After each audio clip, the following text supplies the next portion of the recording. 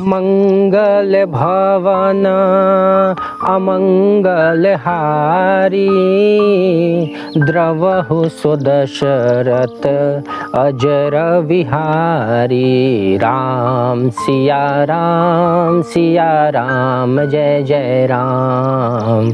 राम सिया राम जय जय राम। राम सिया राम जय जय राम। राम सिया राम जय जय राम। नमस्कार दोस्तों, क्या आपने कभी महसूस किया है जब जीवन में सब कुछ गलत हो रहा हो, जब डर और नकारात्मकता चारों ओर से घेर ले, तब हमें एक ऐसी शक्ति की तलाश होती है जो हमें इन सब से बाहर निकाल सके। एक ऐसा सहारा, एक ऐसा विश्वास जो हमें हर मुश्किल से लड़ने की हिम्मत दे। आज हम बात करेंगे एक ऐसे ही चौपाई की जो सिर्फ एक मंत्र नहीं, जीवन के हर मुश्किल का समाधान है। मंगल भवन अमंगल हारी, द्रवहु सो दशरथ अजर बिहारी। ये चौपाई गोस्वामी तुलसीदास जी द्वारा रचित रामचरितमानस की एक बहुत ही प्रसिद्ध चौपाई है।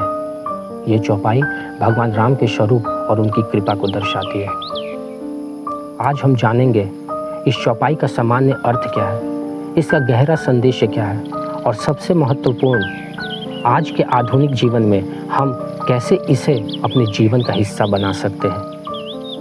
तो आइए सबसे पहले इस चौपाई के सामान्य अर्थ को समझते हैं।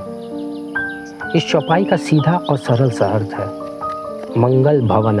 मंगल का मतलब होता है शुभ या कल्याण, और भवन का मतलब होता है घर। यहाँ भगवान राम को साक्षात कल्याण का भंडार कहा गया है। अमंगल हारी, अमंगल का मतलब होता है अशुभ या बुरा, और हारी दूर करने वाले, जो अशुभ को दूर करने वाले हैं। द्रवहु सो दशरथ अजर बिहारी। द्रवहु शब्द का अर्थ होता है दया करना। सो दशरथ अजर बिहारी, अजर का अर्थ होता है सनातन, हमेशा रहने वाले, कभी बूढ़े ना होने वाले। तो इस चौपाई का पूरा अर्थ हुआ जो मंगल करने वाले और अमंगल यानी सभी बुराइयों या दुखों को दूर करने वाले हैं भगवान राम, वे हम पर कृपा करें, हमारा कल्याण करें। आइए अब इस चौपाई के गहरे संदेश को देखते हैं। ये चौपाई हमें 3 सबसे महत्वपूर्ण बातें सिखाती है। पहला, विश्वास, आत्मविश्वास। ये चौपाई हमें विश्वास दिलाती है कि हमारे साथ हमेशा एक ऐसी शक्ति है जो हमें हर बुरी परिस्थिति से बाहर निकाल सकती है। जब हम पूरी श्रद्धा के साथ इस चौपाई का पाठ करते हैं तो हमारे अंदर, हमारे भीतर एक ऐसा आत्मविश्वास जागता है कि हम किसी भी चुनौती का सामना कर सकते हैं। और ऐसा होता है दोस्तों, ये मेरा अनुभव है, क्योंकि मुझे जब भी मौका मिलता है मैं इस चौपाई को दोहराता हूँ। मैं फिर चाहे छत पे बैठा हूँ, चाहे घर में बैठा हूँ, चेयर पे बैठा हूँ, मैं इस चौपाई को दोहराता हूँ, सुमिरता हूँ, और सच में एक अद्भुत शांति मिलती है। इसलिए मैं करता कि जब हम पूरी श्रद्धा के साथ इस चौपाई का पाठ करते हैं तो हमारे अंदर एक ऐसा आत्मविश्वास जागता है कि हम किसी भी चुनौती का सामना कर सकते हैं। ये चौपाई हमारे भीतर से भय और डर को निकाल देती है। दूसरा, सकारात्मकता और शांति। आज के भाग दौड़ भरी जिंदगी में हम अक्सर तनाव और नकारात्मकता से घिरे रहते हैं।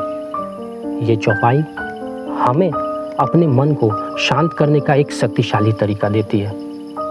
जब हम इस चौपाई को पाठ करना शुरू करेंगे, हमारा मन ऑटोमेटिक अब दिखेगा शांत होने लगेगा। जब आप इससे जुड़िएगा, इसको महसूस कीजिएगा, तो आपको अद्भुत शांति की महसूस होगा।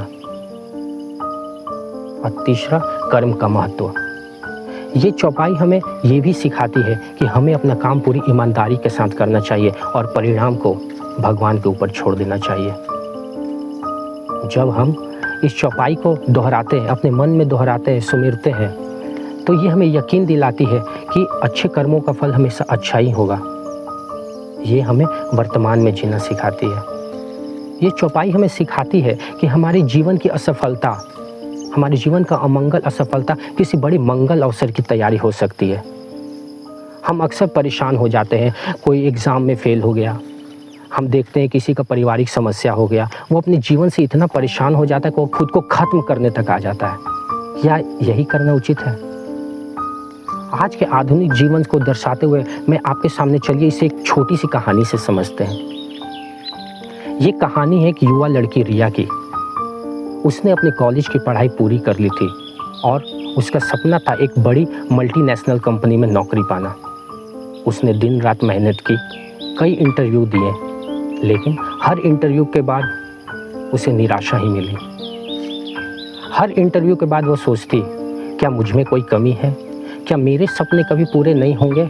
इन सब के कारण रिया के मन में डर, निराशा और असफलता का अंधेरा छाने लगा था। रिया डर, निराशा से अपने घर में बैठी थी, निराश थी, हताश थी। अपने घर में बैठते हुए उसकी दादी से फिर बात हुई। उसकी दादी ने उससे पूछ लिया, रिया क्या बात है, निराश हो, मन परेशान लग रही हो। तब रिया ने अपनी दादी से अपनी सारी निराशा जाहिर कर दी। तब रिया की दादी ने उसकी बातों को सुना और उसे समझाते हुए सबसे पहले तो उसे शांत रहने को कहा और रिया के हाथ में एक डायरी देते हुए कहा, रिया, जब भी तुमको निराशा लगे तुम ये चौपाई मंगल भवन मंगलहारी चौपाई को 11 बार लिखना। रिया ने इस चौपाई को सुना था, मंदिरों में बजते हुए, अपने घर में सुना था, लेकिन कभी इस चौपाई को महसूस नहीं किया था। उसने अपनी दादी की बात मानी भी और उसने अपनी एक आदत बना ली। उसने सुबह शाम इस चौपाई को लिखना शुरू कर दिया।